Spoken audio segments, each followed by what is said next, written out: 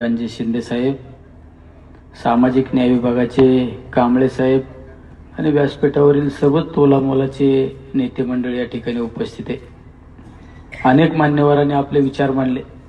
मी सर्वांना एकच सांगू इच्छितो की गरिबाचं पोरगं जर विधानसभेत पोचलं तर त्याच्या निम्याराचं कानाला धरता येतं आणि त्याला काम सांगता येतं, पण मोठ्याचं लेकरू जर आलं तर तुम्हाला त्रासदायक होईल हेच या ठिकाणी सांगतो. आज निवडणूक तर अजून झाली नाही तरी गावागावातले बोर्ड फाडण्याचं काम चालू आहे. 2 दिवस झाले एक धंदा चालू आहे. गावातला बोर्ड बघ दिसला का बोर्ड फाडायचं. काही जणांना कॉन्ट्रॅक्टच देऊन टाकले बोर्ड फाडायचं. अरे समोर येऊन निवडणूक लढवा ना. असे बोर्ड फाडून निवडणुका होत असतात का? अरे कोणीतरी सांगितलं की आता ही निवडणूक आणा आणि ही होईन का? माझं उदाहरण घ्याला, एवढा मोठा गॅप होता ना, जुळलं ना. माझं जसं जुळलं ना त्याच्यापेक्षा डबल अण्णाचं जुळणार आहे. लोकांनी निवडणूक हातात घेतली. आम्ही आज दिवसभरात बऱ्याच लोकांना भेटलो. बऱ्याच जणांनी सांगितलं की आम्ही त्यांच्याच बरोबर फिरणार आहे, पण मतदान तुम्हाला टाकणार आहे. लोकांनी निर्णय घेतलाय. या निवडणुकीत चमत्कार होणार आहे, कारण हे अण्णाच्या कर्माचं फळ मिळणार आहे. सगळ्यात महत्वाचं, अण्णांनी जे राजकारणामध्ये समाजकार्यामध्ये जे भोगलं ना, अतिशय जास्त भोगलो. अण्णाला जेलमध्ये जायची वेळ आली. आमच्या त्या भगिनीला, त्या बिचारीचा काय संबंध, जिल्हा परिषदला निवडून आली, त्याला एका दारूच्या पांगरमलच्या दारूच्या गुन्ह्यात तिला अडकवलं. काय हिचा नेला काय दारूचा बाटली तरी माहित असेल का? 5 वर्ष जिल्हा परिषदमध्ये जाता आलं नाही त्या बिचारीला. एवढा त्रास. त्यामुळे ह्या त्रासाला उत्तर देण्याची ही वेळ आलेली आहे. त्यामुळे आपण सर्वांनी अण्णाच्या मागे उभं राहिलं पाहिजे. आणि ही निवडणूक एक सर्वसामान्य लोकांनी निवडणूक हातात घेतलेली आहे. त्यामुळे तुम्हाला सर्वांना विनंती करतो, आपले शेतकऱ्यांचे प्रश्न मांडण्यासाठी एक झुंजार माणूस जर त्या ठिकाणी गेला ना तर तुमचे पोट तिडकीने प्रश्न मांडले जाईल. त्या ठिकाणी तुमचा आवाज त्या ठिकाणी संसदेमध्ये, आपलं विधानसभेमध्ये पोहोचवण्याचं काम त्या ठिकाणी अण्णा करतील. त्यामुळे माझी तुम्हाला विनंती, 2-4 दिवस राहिले, 4 दिवस अण्णांसाठी द्या. पुढला अख्खा आयुष्य अण्णा तुमच्यासाठी खर्च करतील, हा विश्वासाने खात्री देतो. कधी कुटुंबाची पर्वा नाही केली या माणसाने, कधी कुटुंबाची काही पर्वा नाही केली, पण आलेल्या माणसाला मदत केली पाहिजे, त्याला आधार दिला पाहिजे. या भावनेतून हा माणूस त्या ठिकाणी राजकारण समाजकार्य करत आहे. कधी स्वतःच्या कुटुंबाची काळजी नाही केली, फक्त जनतेला आपण कशी मदत करू शकतो या भावनेतून काम करणारे अण्णा आहे. त्यामुळे असा माणूस जर आज निवडणुकीला उभा राहत असेल तर त्यांच्या पाठीशी उभा राहणं आपलं काम आहे. आपण सर्वांनी त्यांच्या पाठीशी उभं राहिलं पाहिजे, कारण हा तुमचा आमचा सर्वांचा अण्णा आहे. तुमचा आमचा सर्वांचे आवाज त्या ठिकाणी विधानसभेमध्ये पोहोचवण्याचं काम अण्णा करणार आहे. त्यामुळं सगळ्यात महत्वाच्या आज शेतकऱ्यांच्या बाबत आता वेगवेगळे नेते मंडळी येतील. मी तर त्या दिवशी मीडियासमोर सांगितलं का समोरच्या उमेदवाराचा फॉर्म भरायला प्रदेशाध्यक्ष येऊन गेले, काही मंत्री येऊन गेले, आता मुख्यमंत्री येणारे. ज्यावेळेस मोठमोठ्याने लोक आपल्या विरोधात येतात ना त्यावेळेस निवडणूक ही 100% आपण जिंकलो असं समजून चालू. माझ्या निवडणुकीत मोदी साहेब आले. मला बऱ्याच जणांनी विचारलं मोदी आलेत प्रचाराला, आता काय, आता कसं काय जुळण? म्हणलं आता तर जुळण 100%. आता तर 100% जुळण. तसं अण्णा तुम्ही काय काळजी करू नका. तुम्ही जात असताय आणि तुमच्या प्रचाराचा शुभारंभ शिंदे साहेबांच्या हस्ते झालेला आहे. तुमचा EB फॉर्म सुद्धा त्यांच्या सहीने गेलेला आहे. त्यामुळे या माणसाने लय लोक घडवलेत बरं का. या माणसासारखा दिलदार माणूस मी राजकारणात नाही पाहिला. अनेक नेते मंडळी पाहिले, पण एखाद्या प्रेम करायचं ना तर त्याला मदत करायची, त्याला ताकद द्यायची. असं नेतृत्व इकड्या इतक्या चांगल्या नेतृत्वाच्या हस्ते आज ही निवडणूक आपण पार पडत आहे. त्यामुळे निश्चित या निवडणुकीमध्ये आपला सर्वांचा आवाज विधानसभेत जाणार. आपल्या तुतारीचा असा काय आवाज फुकायचा ना, आता कुठं गेला पाहिजे ना आवाज? डायरेक्ट मुंबई. आणि माझी विनंती, हे बोर्ड फाडून दादागिरी करून, काल आमच्या किरणच्या गावात त्या सोनगाव सातरला साहेब गुन्हे दाखल केले. काय संबंध नाही, आपल्याच कार्यकर्त्यांना मारहाण केलं. त्या पोलिसांनी मारहाण केलं आणि आमच्या कार्यकर्त्यावर 307चे गुन्हे दाखल केले. अरे सत्ता काय अमरपट्टा घेऊन आले का? एवढे इथं कोणी प्रशासनातील लोक असेल त्यांना माझी विनंती, खोटं नाटक करू नका. खोटं नाटक करायच्या भानगडीत पडू नका कोणाचं तरी ऐकून. आज ना उद्या आमचा दिवस येईल त्यावेळेस तुम्ही आम्हाला म्हणू नका परत का आम्ही हिसाब चुकत करणारे लोक आहे. हिसाब चुकत करणारे माणूस एक वेळेस अण्णा विसरेल, हे सगळे विसरेल, पण निलेश लंके 10 वर्षांनी ना सुट्टी देत नसतो. एवढं माझी प्रशासनाला विनंती आहे, आम्हाला चुकीची मदत करू नका. आमच्या कार्यकर्त्याला जर खोटे नाटे गुन्हे दाखल करायचे जर प्रयत्न केला ना, हे निलेश लंकेची गाठ आहे. हे जेल बिल आम्हाला हे काय नवीन नाही, या सगळ्या गोष्टी आम्ही भोगलेल्या आहेत म्हणून इथं आलेलो आहे. त्यामुळे कार्यकर्त्यांना कार्यकर्त्याच्या पद्धतीने प्रयत्न करू द्या. आणि कुणी जर बोर्ड फाडायच्या भानगडीत पडत असेल ना, समोरासमोर येऊन 2 हात करा ना, समोरासमोर 2 हात करा ना. कुणीतरी यायचं सभेत यायचं. काल कुणीतरी एका सभेत एक दिवसभर रात्रभर वाळू विकणारा काहीतरी बोलत होता. अरे कोणाच्या आशीर्वादावर चाललंय हे? हे सोडून द्या. हे खरे लढवय्ये आम्ही आहेत. 4 कोणाला तरी सांगायचं जा हे कर ते कर, हे काय करू नका. एवढं निवडणुकीच्या पद्धतीने झाली पाहिजे या निमित्ताने सांगतो. प्रशासनातील पोलीस प्रशासन असू नये तर महसूल असू नये तर कुठलं प्रशासन असू, ठीक आहे, आम्हाला मदत करू नका. पण आम्हाला जर चुकीच्या पद्धतीने त्रास देण्याचा प्रयत्न केला ना तर तुम्हाला सोडलं जाणार नाही, हे सुद्धा या निमित्ताने सांगतो. आणि सर्वांना विनंती, राहिलेले 4 दिवस अण्णांसाठी द्या, अण्णांसाठी द्या. हे बिचारा ना अंगाच्या कातडीचे चप्पल शिवून देईन तुम्हाला. हा माणूस असा आहे. माणसा आज वेळ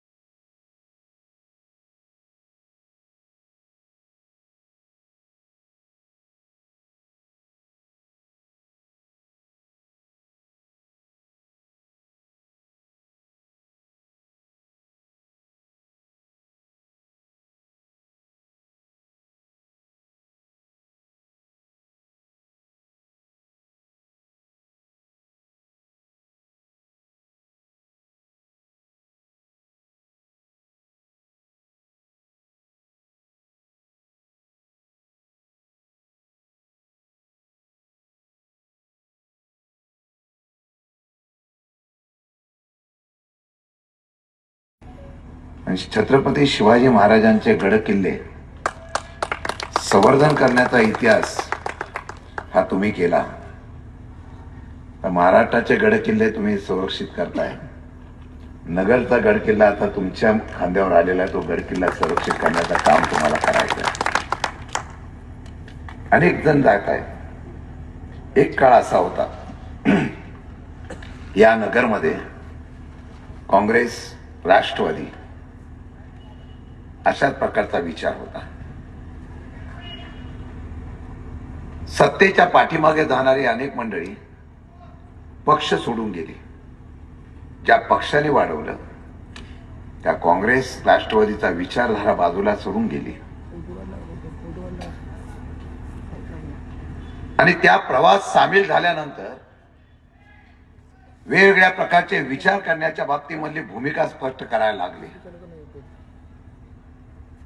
ही लढाई आहे.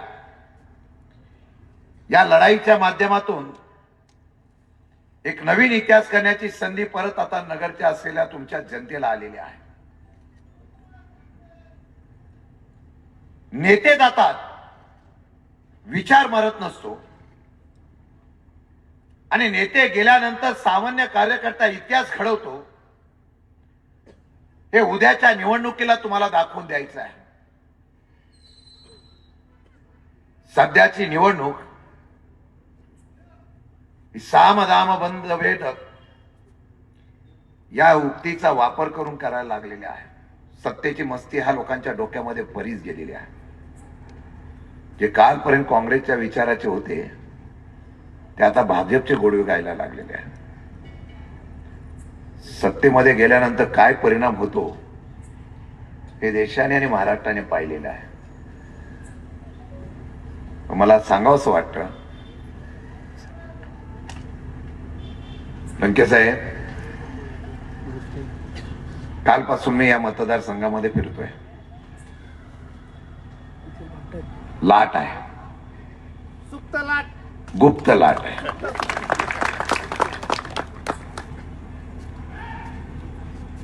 गोविंदराव उभे राहिले.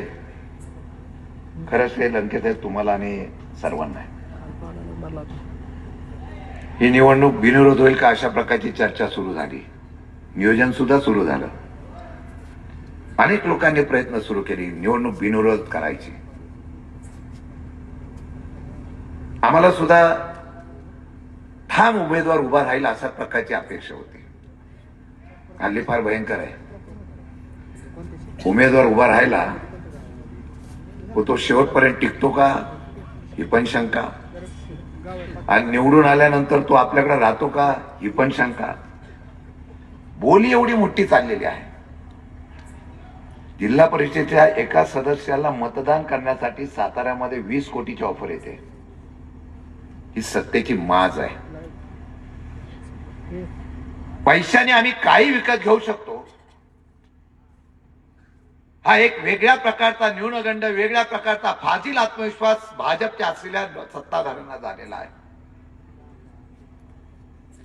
आणि म्हणून मी अभिनंदन एवढ्यासाठी करणार आहे की सामान्य माणसाला मतदान देण्याचा अधिकार कोणी जर जिवंत ठेवला असेल तर तो गोविंदराव मोकाटेंनी ठेवला. याचा अभिमानाने मला उल्लेख करावा लागेल. मी त्यांना विचारलं, माझ्याकडेच होते. निलेश रावने सांगितलं गोविंदराव मोकाटेंची तुम्ही काळजी घ्या. आता हा गड तुम्हाला आबाधित करायचा नगरचा, राष्ट्रवादीचा गड सुद्धा आपल्याला सर्व मित्र पक्षांना आघाडीने मजबूत करायचा. गोविंदरावांना मी विचारलं किती फोन आले. म्हणजे बरेच फोन आले. काही लोकांनी निरोप हस्ते परहस्ते पाठवला. माघार घ्यायला किती घेताय सांगा. मला तर काय आकडा पण कळला. 15 कोटी.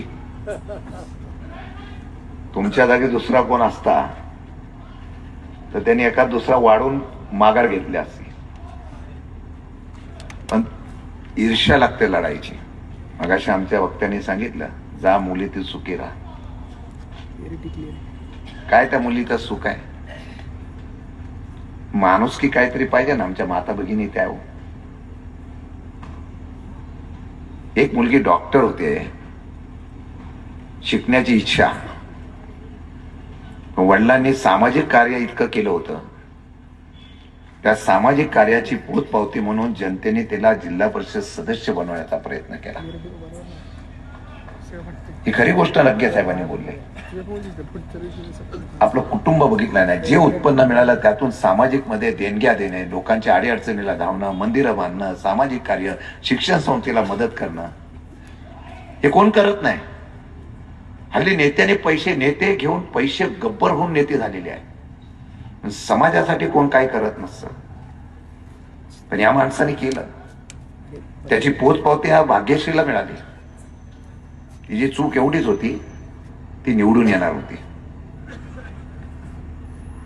5.5 वर्ष तुम्ही त्या मुलीचं आयुष्य उद्ध्वस्त करून टाकलं, फक्त राजकारणात ती मोठी होईल, निवडून येईल या भीतीपोटी.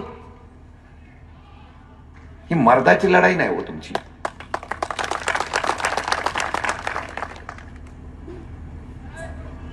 काल ती भावनिकतेने बोलत होती. वडिलांनी सांगितलं तू रडायचं नाही, तू लढायचंय. असा बाप असावा लागतो.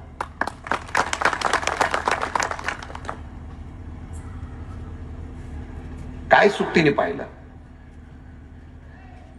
लग्न झालं असं सुखी राहिली असती, पण ती वडिलांच्या पाठीमागे उभी राहिली ना, मी तुमच्या बरोबर आहे ठामपणाने, आता सुद्धा आहे. हा माणूस का विकला गेला नाही माहितीये का?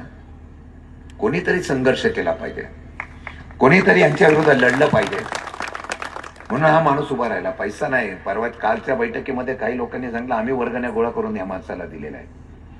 एका बाजूला प्रचंड पैसा आहे. अनेक लोक या ठिकाणी फिरत आहेत. पैसा पण बँकेच्या भरतीतूनच आहे. पोरं गरिबांची लावायची आणि 15-15, 20-20 लाख रुपये घेतले आणि तेच पैसे आता निवडणुकीला वापरायचे.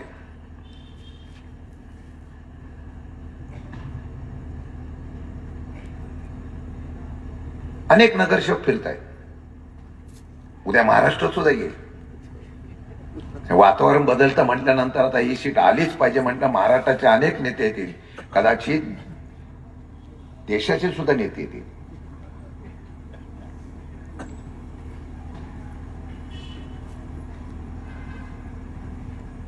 त्यांना वाटलं होतं ही निवडणूक आता भावनिकतेने होईल, सोपी होईल. या नावामध्ये गोविंद आहे ना, तो गोविंदाच करणार.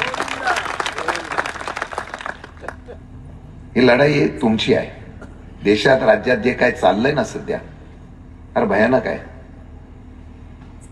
आज सगळीकडे मी बघतोय नारी शक्तीचा अपमान, नारीच्या शक्तीचा अपमान, महिलांचा अपमान, महिलांचा अधिकार काढून घेतला. हे काल होते लोकसभेमध्ये. ही काय भाग्यश्री आमची महिला नाही? भाग्यश्री आमची भगिनी नाही? तिच्या न्यायाबद्दल कोण काय बोललं नाही? सत्तेचा उपयोग कसा करावा हे बॅनर फाडताय. मी कालच सांगितलं, हे हांडग्याची लक्षणं आहेत.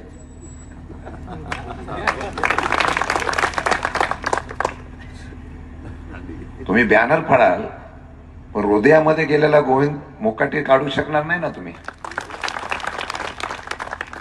मी बघितलं काल आपली सभा झाल्याबरोबर लगेच तिथले बॅनर फाडायला सुरुवात केली. माणसं हुशार आहे, सत्तेचा उपयोग करतात. पोलीस स्टेशनला जाऊन त्या ठिकाणी स्वतःचे बॅनर स्वतःच फाडायचे आणि खोट्या कंप्लेंटी दाखल करण्याचा प्रकार कालपासून सुरू झाला. तरुण पोरं या ठिकाणी गोविंद मोकाटेंच्या मागे उभं राहतात. त्यांना बोलून घेतलं जातं, सांगितलं जातं तुम्ही पोस्टर फाडलेले आहेत, तुमच्या आम्ही गुन्हा दाखल करू. वार आहे लोकशाही, आणि लोकशाहीच्या बाता ह्यांनी ठोकाव्या. मगाशी निलेश लंके म्हणाले तसं आहे. आमचे बॅनर फाडतायत, स्वतःचे पण बॅनर फाडतायत.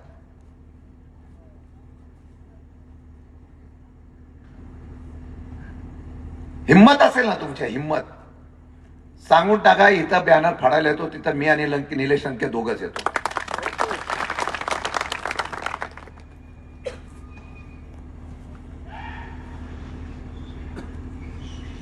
या निवडणुका तुम्ही लढताय. 2 दिवसापूर्वी काही लोकांना मारहाण झाली, तक्रार करायला गेले, तक्रार घेतली नाही. एकाच बाजूची तक्रार घेतली जाते. इथेच नव्हे तर महाराष्ट्रात, देशात सगळीकडेच चालू आहे. काही लोक प्रेझेंटेशन करण्यासाठी एवढे माहीर आहेत, एवढ्या मोठ्या प्रमाणात त्याचा प्रचार प्रसार करतात. आता 2-3 दिवस बघितलं असेल, आता पंतप्रधानांनी भाषण केलं असेल, कसं विरोधी पक्षाच्या लोकांनी स्त्री शक्तीचा अपमान केला, त्यांना मिळालेला अधिकारावर अपमान केला. अरे 2023ला हे विधेयक मंजूर झालं होतं. या राज्याच्या मुख्यमंत्र्यांनी सुद्धा या विधेयकाला पाठिंबा दिला आणि मंजूर झाल्याबद्दल नरेंद्र मोदींचं, या पंतप्रधानांचं अभिनंदन केलं आणि सगळ्यांनी मंजूर करून दिलेलं विधेयक परत ते मंजुरीसाठी आणलं. त्याच्यामध्ये एक वेगळ्या प्रकारचा हेतू होता. त्या हेतूला विरोध केला असेल. निवडणुका लोकशाहीने होऊन द्या ना. कधी ईव्हीएम मशीन खरेदी करायची, त्याचे घोटाळे करायचे, कधी माणसं खरेदी करायची, कधी बोगस वोटिंग करायची, कधी बाहेरच्या लोकांना वोटिंग करून घ्यायचं. निवडणूक जिंकण्याच्या संदर्भातले नवीन नवीन तंत्र, नवीन नवीन पद्धती आणायचा प्रयत्न करायचा आणि सामान्य लोकांचा निवडणुकीचा अधिकार तुम्ही काढून घ्यायचा. आणि काय केलं? कारण याच असलेल्या लोकसभेच्या मतदारसंघामध्ये काल बघितलं असेल, फक्त 30 मताचा फरक आहे. फक्त 30 मताचा. 2 पक्षांनी जर अधिकार काढून घेतला तर केंद्रातलं सरकार तर जाईल तर जाईल, पण लोकशाहीचा विजय होईल अशा प्रकारचं चित्र काल दिसून आलं. आणि हे सर्व होत असताना तुम्ही आता आरोप करताय. आमचा सरळ मतच होता की 2029ला तुम्ही निवडून येऊ शकत नाही. 400 पार नव्हे तो 200 पार सुद्धा जात नाही म्हटल्यानंतर तुम्ही एक नियोजन केलं आणि आपल्याला पोषक अशा प्रकारचे मतदारसंघ करायचे आणि अगोदरच प्रचार सुरू केला. 2029ला मतदारसंघ बदलणार आहे. मग सांगितलं तुम्हाला हा मतदारसंघ देतो, तुम्हाला तो मतदारसंघ देतो. हे वाटप करण्याचा प्रयत्न केला. राज्यात आणि देशात आपण आलं पाहिजे अशा प्रकारचं यंत्र तुम्ही केलं. कारण तुम्हाला माहिती आहे, ज्यावेळेला जनता क्रांती करते ना, ती इतिहास होत असतो. अनेक देश आहे, अनेक देश. नेपाळमध्ये सुद्धा क्रांती झाली परवा. माणसं गप्प आहे का? हुकुमशाही, दडपशाही, दबावाचं राजकारण प्रचंड प्रमाणे आहे. जो विरोध करेल त्याच्या मागे खोट्या केसेस लावायच्या, त्याची चौकशी करायची, त्याला आत टाकायचं नव्हे. एखादा कार्यकर्ता समोर काम करत असेल तर त्याचा असलेल्या कामावर हरकत घ्यायची, अशा प्रकारचा तुमचा षडयंत्र चालू झालं. आणि म्हणून या सर्व प्रक्रियेला विरोध करण्यासाठी सगळी देशातले विरोधी पक्ष एकत्र आले. तुमचं मी धन्यवाद मानेन इलेक्शन की तुमच्यासारख्या लोकांनी आज लोकशाही जिवंत ठेवली. त्या अजून बिल आता पुढे मंजूर करण्यासाठी प्रयत्न करणार. आता किती संख्या कमी आहे, अजून कोणाला कसं घेता येईल. पैशाचा पाऊस, पैसा फक्त एकच अजेंडा आहे. आणि तो कशासाठी हो? सत्तेसाठी. पण सत्ता आणली तर कोणासाठी आणायला पाहिजे? सामान्य लोकांसाठी आणा ना तुम्ही. काय माझ्या बेरोजगार युवकांचा आहे, काय नोकरी? अहो सरकार दरबारी नोकरी नाही आहे.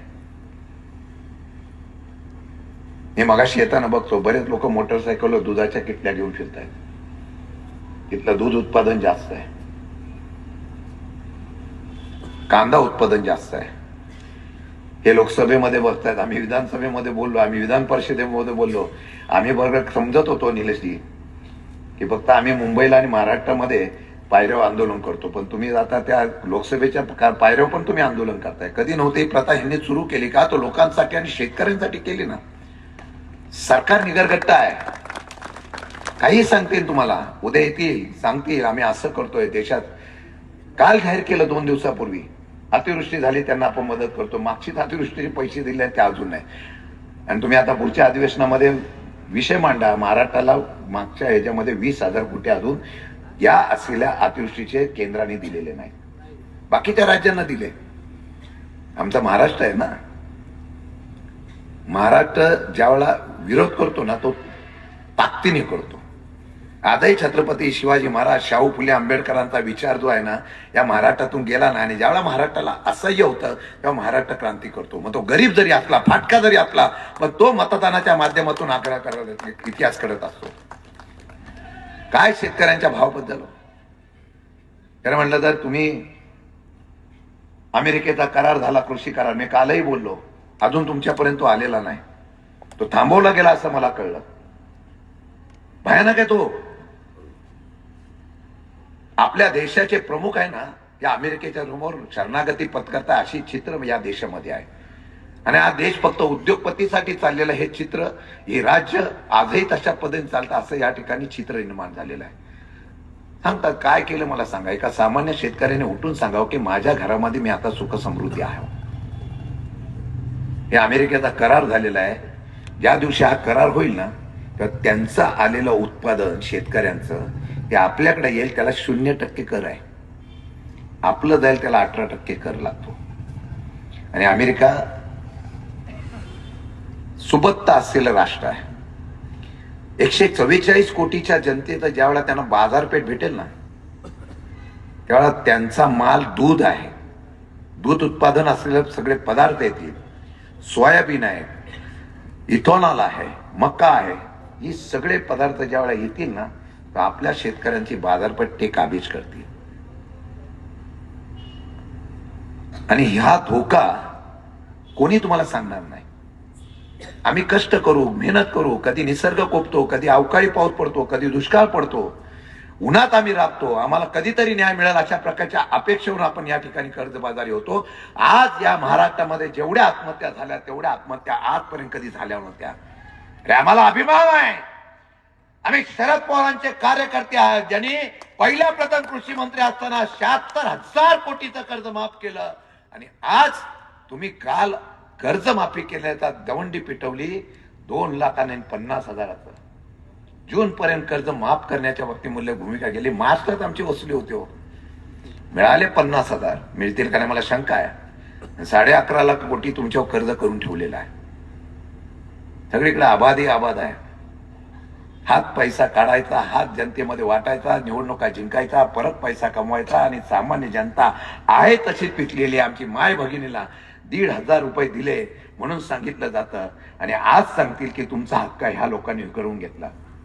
मी काल एका भाषणात बोललो, तामिळनाडूला निवडणूक लागलेली आहे. निवडणुका पहिल्या आपल्याकडे व्हायच्या, काँग्रेसच्या कालावधीत होत्या, मागच्या कालावधीत होत्या. त्यावेळेला आपण विकासावर बोलायचो, आरोप प्रत्यारोप व्हायचे, तेवढ्यापुरते असायचे. आता सुडाचं राजकारण सुरू झालं. तामिळनाडूमध्ये निवडणूक लागली, प्रत्येक पक्षाचा अजेंडा यायला लागला. आणि त्या अजेंडामध्ये आता काही काही पक्ष सांगायला लागले की 9 ग्रामचं सोनं सुद्धा आम्ही महिला भगिनींना देणार आहोत, 3,000 रुपये देणार आहोत, 5 सिलेंडर, सोन्याच्या सारखा सिलेंडर सुद्धा आता महत्वाचा वाटायला लागला. तो आता जाहीरनाम्यामध्ये यायला लागला. ही लढाई आहे बंधूंनो. हे गोविंद मोकाटे निमित्त आहे, ज्या निमित्ताने तुम्हाला रस्ता करून दिलेला आहे. हे निलेश लंके लढतायत.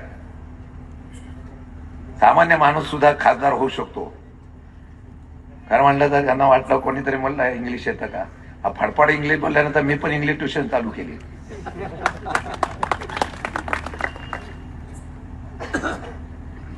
आणि गोविंदराव मोकाटेंचं मी काल भाषण ऐकलं. हे माझ्या भाग्यश्रीचं भाषण. तिला मी सांगितलंय काल, भाऊ म्हणून तुझ्या पाठीमागे शशिकांत शिंदे उभा राहणार आहे. तर आम्ही लढणारे सैनिक आहोत. परिणामाचा आम्ही विचार करत नव्हतो. आमचा नेता जो सांगतो त्याच्यावर उडी मारून काम करण्याची भूमिका घेतो. आजही 87 वर्षाचा आमचा नेता तरुणाला लाजवेल नव्हे तर महाराष्ट्राच्या देशाची राजकारणाची दिशा बदलू शकतो एवढ्या ताकदीत आहे. काय बोलले आता राज्यसभा लोक बोलले राज्यसभेचे सदस्य होतील काय. त्यांच्यामुळेच बिनविरोध झाली अख्खी राज्यसभा. हा इतिहास आहे त्यांचा. मी लोकांना सांगेल, अजून बरंच काही यायचं पुढं. तुमच्याकडून जीएसटीचे 18% किती काढले जातात. इतका पैसा काढला जातो, इतका पैसा काढला जातो. आम्ही सामान्य माणसं बोलत नाही.